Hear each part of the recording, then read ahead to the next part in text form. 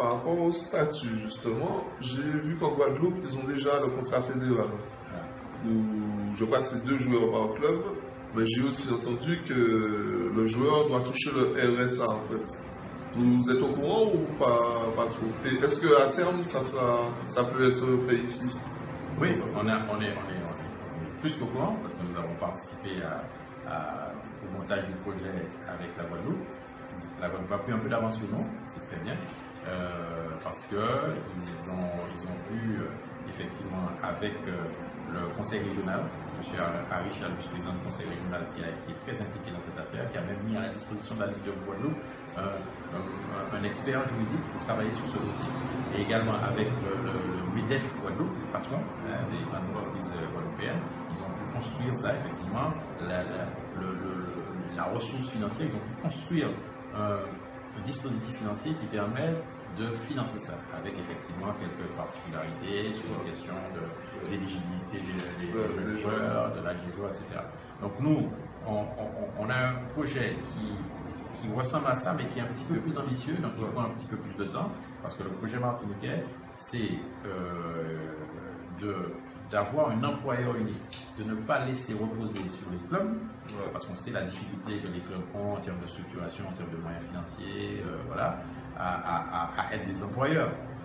Donc on souhaite construire le dossier, c'est en cours là, sur un modèle plutôt qui ressemble à la MLS, la Major League Soccer, le football professionnel des États-Unis. C'est un employeur unique qui met à disposition des clubs les joueurs professionnels ou semi-professionnels.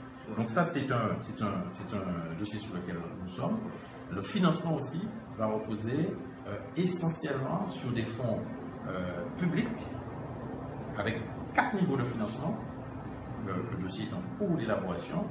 Un premier niveau qui sera une espèce d'amorce avec la collectivité territoriale, comme ça a été fait en Guadeloupe, puisque la région met un peu d'argent pour permettre le financement de ces joueurs fédéraux. D'ailleurs, chez nous, on va les appeler joueurs territoriaux.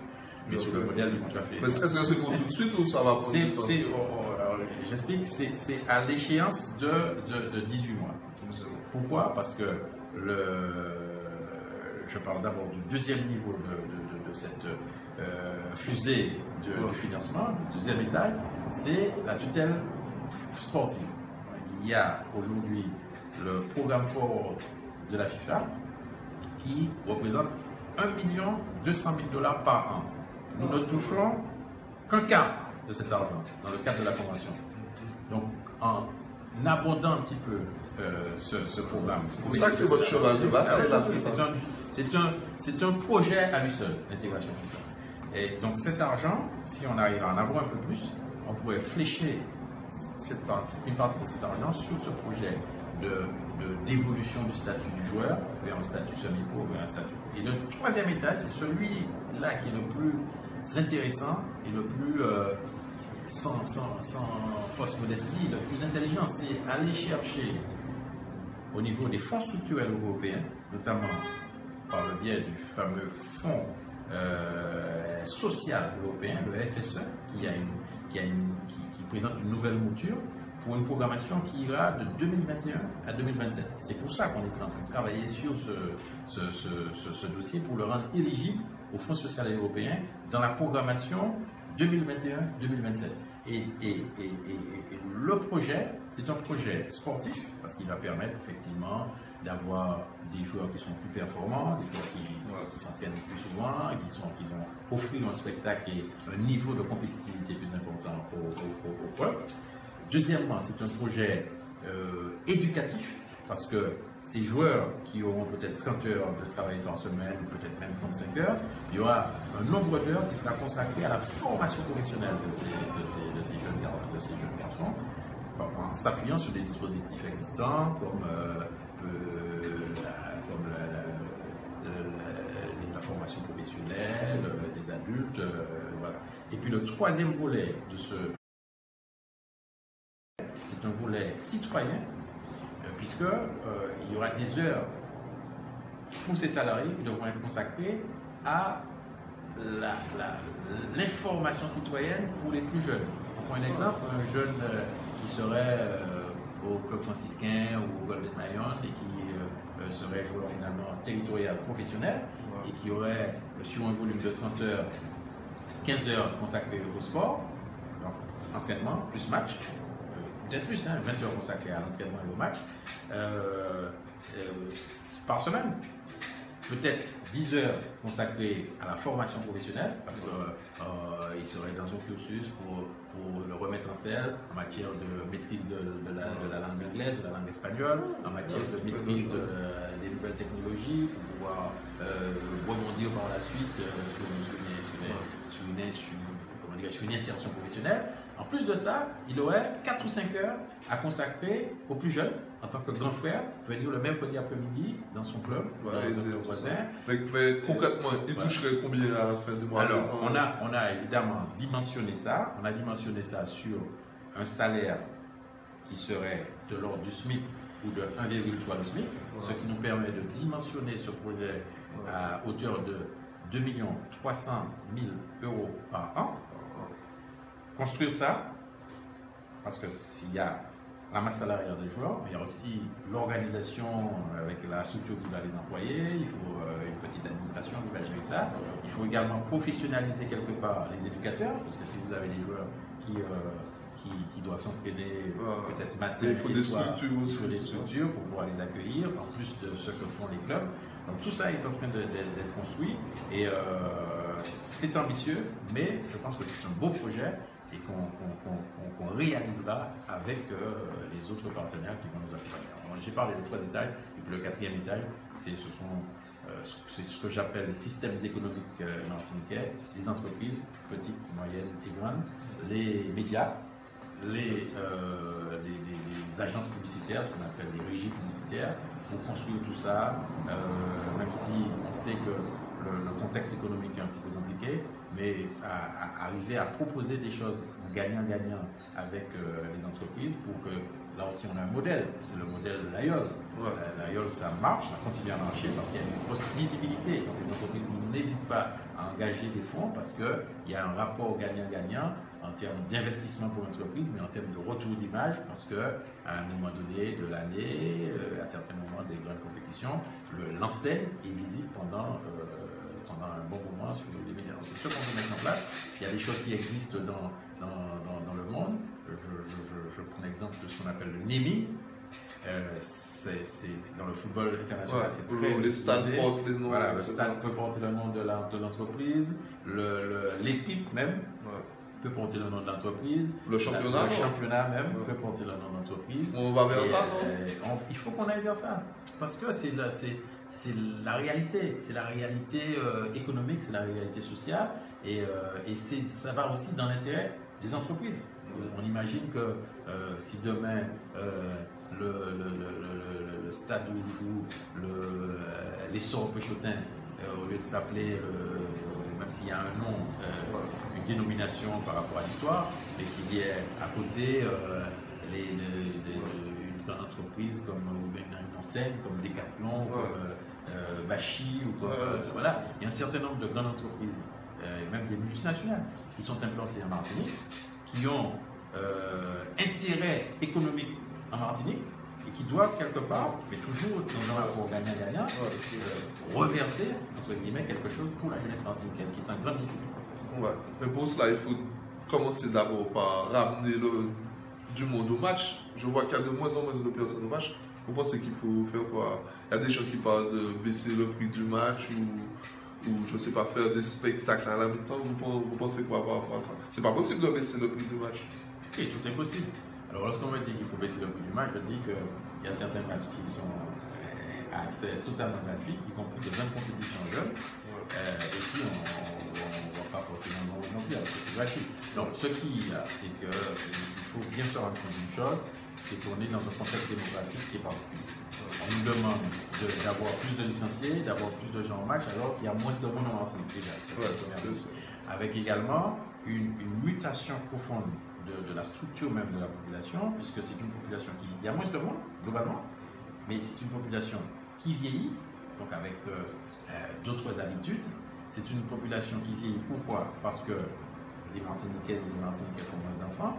parce que les enfants du Bumidum et de la NT reviennent pour leur retraite ici, donc ils ont d'autres priorités ou si ce n'est plus la même chose. Et les jeunes partent, ils ne reviennent pas. Donc ça c'est une première réalité. Ensuite, vous avez une mutation comme ailleurs de la société où le sport, et en particulier le football, ce n'est plus le seul centre d'intérêt. Si on veut parler franchement, vous êtes un jeune, vous savez comment ça se passe en Martinique,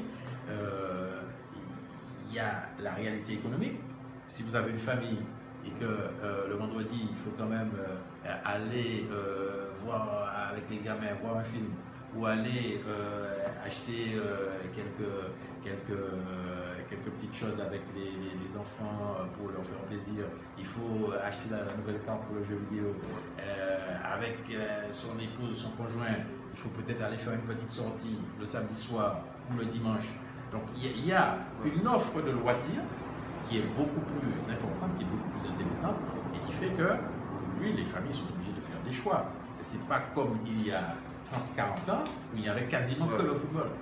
Justement, comment les faire venir au match? Ce qu'on réussit à faire pour l'instant, c'est déjà de maintenir ceux qui viennent. Parce que c'est pas vrai qu'il y a tellement de personnes qui viennent au stade. Il y a depuis ces 10 dernières années une stabilisation des gens qui viennent. C'est-à-dire ceux qui viennent continuent à venir. Mais ceux qui ne viennent plus ne reviennent pas. Okay? Bon, donc, moi j'ai eu le temps de voir à Dillon la sélection contre le Paris Saint-Germain, le stade était rempli. Oui. Alors que là maintenant je vois. Il y a 20 ans. Ouais. J'ai vu quand je suis arrivé à la présidence du football, précisément en novembre 1996, le match Club Franciscain Trélissac, 7e tour de la Coupe de 7e tour de la Coupe de le France. Le de Gilbert Chaussouris. Avec le stade de Dillon plein aussi, et avec une recette incroyable sur ce match. Bon. Donc voilà, il ne faut pas non plus qu'on soit dans des espèces de nostalgie, il faut qu'on avance avec notre temps. Il n'y a plus de cabine téléphonique. Hein. Donc on avance avec notre temps et on essaie de trouver des solutions effectivement. Mais c'est difficile, il faut reconnaître que c'est difficile. Alors il y a autre chose, c'est la concurrence de la télévision. Ça c'est une réalité. Nous sommes plus touchés par ça aux Antilles que partout ailleurs dans le monde. Pourquoi? À cause du décalage horaire. Le décalage horaire fait que c'est au moment où nous pratiquons notre football amateur, par exemple la Réunion a moins ce problème. C'est au moment où nous pratiquons notre football amateur, c'est-à-dire le samedi après-midi. Le samedi après-midi, vous avez le choix entre à 15h30 aller voir CO Trenel contre Issor Brichetin.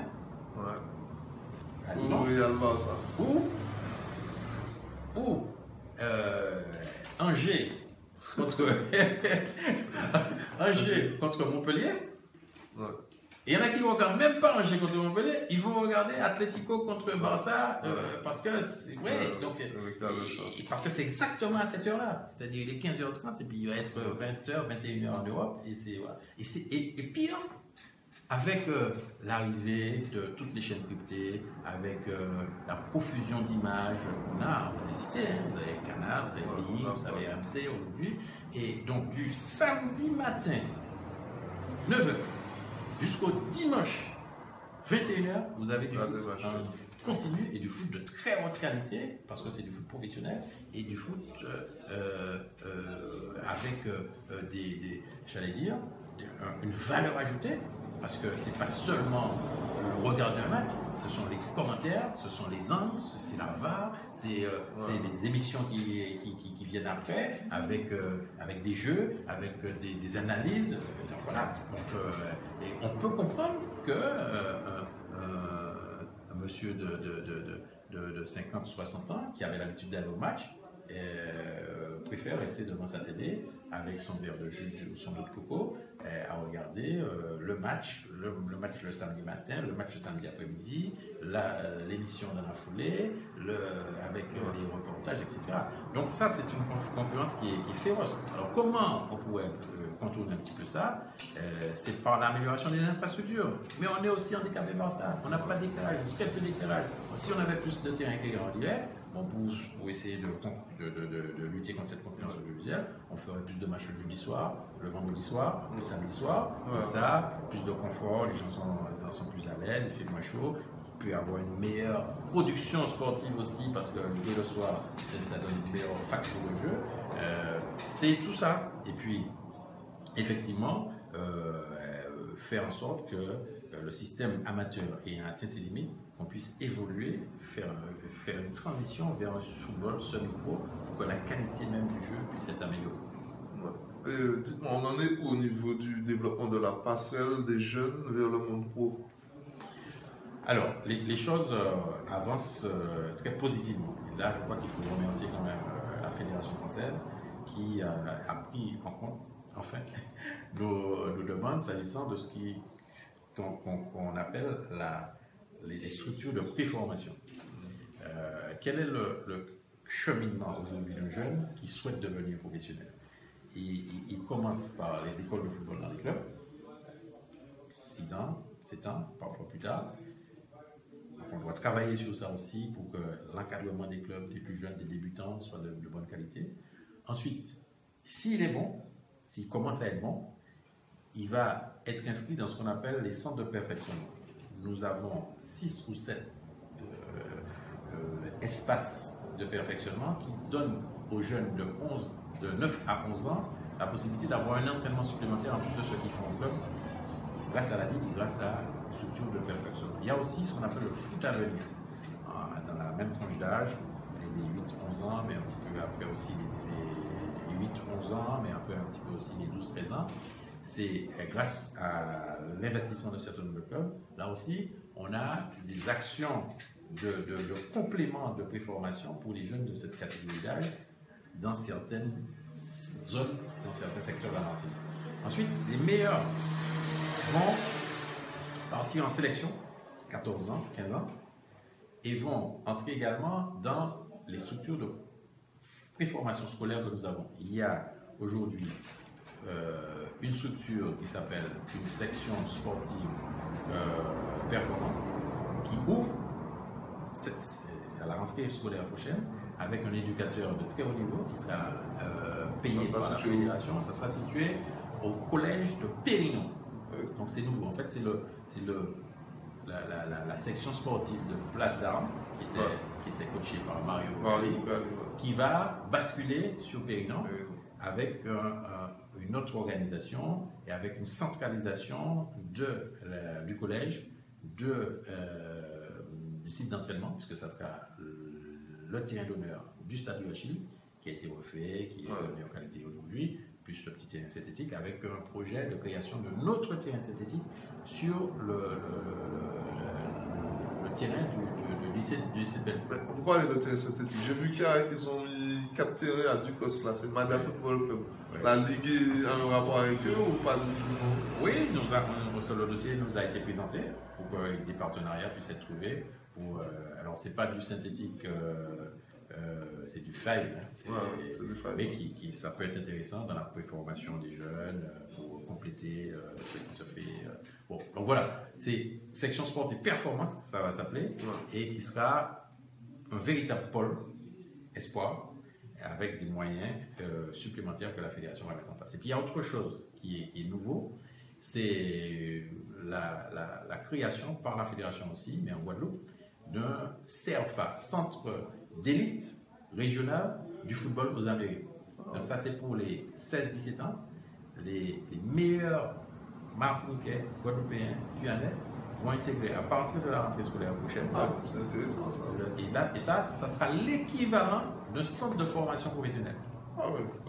Ça a déjà démarré de manière expérimentale l'année dernière avec des Guadeloupéens et des Guyanais, enfin avec que des Guadeloupéens et un Guyanais, mais c'était pour démarrer, pour voir comment ça va. Et à partir de cette rentrée, on aura une répartition et en fonction des capacités des garçons. S'il y a 10 Martiniquais qui sont meilleurs, il y aura 10 Martiniquais. Donc c'est un centre dont l'effectif est d'environ une vingtaine de garçons, sous des conditions de vingtaine, avec 2 catégories d'âge, les secondes et les premières terminales. Et ce CERFA, c'est un club désormais à part entière, parce qu'il y a un conseil d'administration derrière, et il y a un club. Les secondes, c'est-à-dire les 16 ans, 15-16 ans, vont jouer en championnat U19 élite de la Guadeloupe, compétition, et les 16, 17, 18 ans vont jouer en régional 2 de la Guadeloupe. C'est sûr. Donc, pour leur donner un niveau de compétition. Et les garçons qui vont, les meilleurs qui vont sortir de ce centre d'élite, finalement, vont partir soit en centre de formation pro, soit signer des contrats pro directement, soit être réinjectés, évidemment ceux qui n'auront pas réussi à signer pro, réinjectés dans le football guadeloupéen, martiniquais et guyanais, et surtout, nouveauté, auront des opportunités grâce à des conventions qui ont été signées entre la Fédération française, la MLS, les universités américaines et le nouveau championnat professionnel qui va débuter au Canada pour donner des opportunités au Canada, aux États-Unis, à ces jeunes qui vont sortir de ce centre. Dans l'idéal, avec une bonne formation professionnelle football et avec une bonne formation scolaire, puisqu'on espère qu'ils vont sortir avec leur bac en poche pour intégrer soit les universités américaines, soit donc c'est un super projet et je pense qu'il faut quand même saluer ce que la fédération a mis en place par rapport à ça. Justement, vous parlez de demande auprès de la fédération, je rebondis dessus. On en est où au niveau de la Coupe de France pour faire les clubs de métropole se déplacer vers les Antilles? On en est où? Alors c'est pas gagné, parce que ça fait partie des sujets qui fâchent avec la fédération, parce qu'on se bat effectivement depuis longtemps pour qu'il y ait une égalité réelle des chances des clubs d'outre-mer dans le cadre de la prestigieuse Coupe de France. Et c'est pas le cas. C'est pas le cas depuis 1960, où les clubs antillais, notamment antillais-guyanais, ont commencé à participer à la Coupe de France. Il y a toujours eu, même si les choses s'améliorent un petit peu depuis 4-5 ans, mais il y a toujours eu des situations de grande inégalité et de grande iniquité, comme si on nous réservait une petite place, un petit strapotin pour nous dire vous devriez déjà dire merci de pouvoir venir en France pour jouer. Et la dimension sportive et la dimension d'éthique sportive n'est pas à la hauteur de ce qu'est justement cette prestigieuse compétition. Lorsqu'on entend chaque année les miracles de la Coupe de France, comment un club comme Chambly, comme la Belfort a gagné le Petit Pousset, il y a même un challenge du Petit Pousset parrainé par un partenaire à la fédération. Et c'est ça fait rêver les footballeurs amateurs pour leur dire voilà, vous pouvez sur un match faire un exploit, battre une grosse pointure, battre le Paris Saint-Germain sur un match. Mais nous, on est à l'écart de ça parce qu'on nous oblige à nous plier à des conditions qui sont des conditions inégalitaires.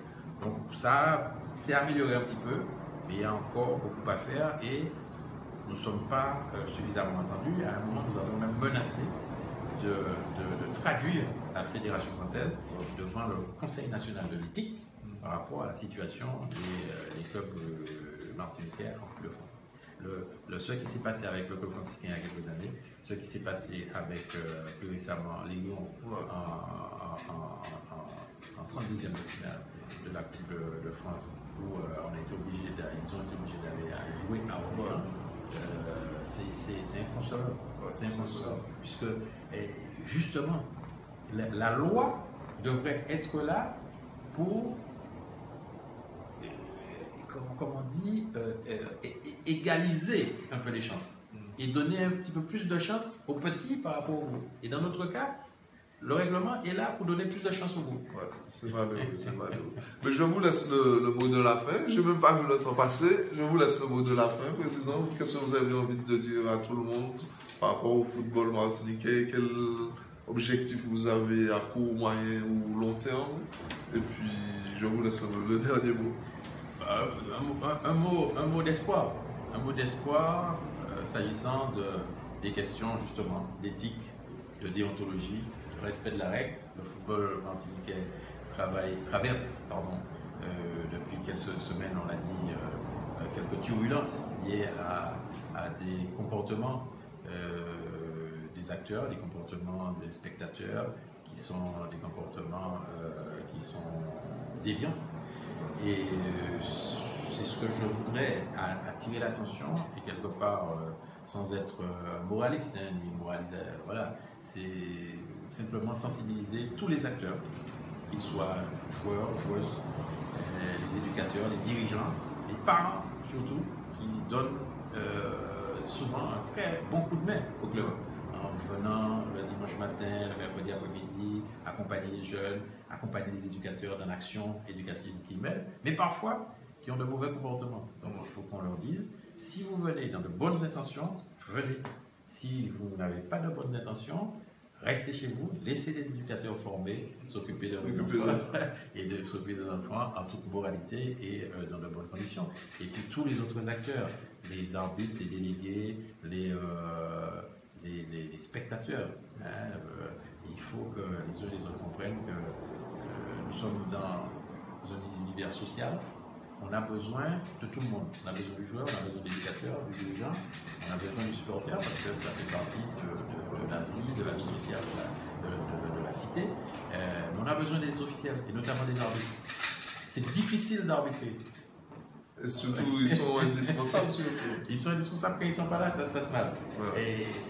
Et on voit au plus haut niveau du football international, avec la VAR notamment, comment c'est difficile pour un homme. Oui, même avec la VAR, il y a des erreurs. Et donc on voit bien, donc ça devrait ouvrir les yeux de tout un chacun pour prendre cette dimension de la difficulté de l'arbitrage.